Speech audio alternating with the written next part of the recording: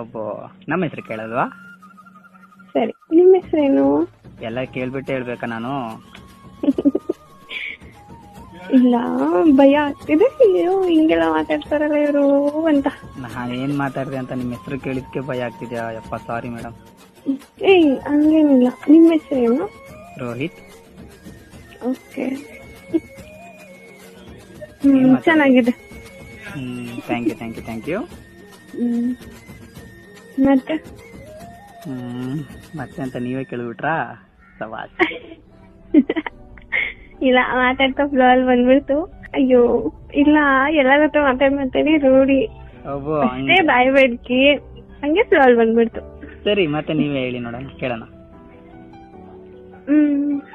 ಏನೂ ಇಲ್ಲ. ಸದ್ಯಕ್ಕೆ ನಾಳೆ ಎಕ್ಸಾಮ್ ಇದೆ. All the best. Thank you. ನಾಳೆ ಎಕ್ಸಾಮಿಗೆ ಪ್ರಿಪೇರ್ ಆಗ್ಬೇಕು.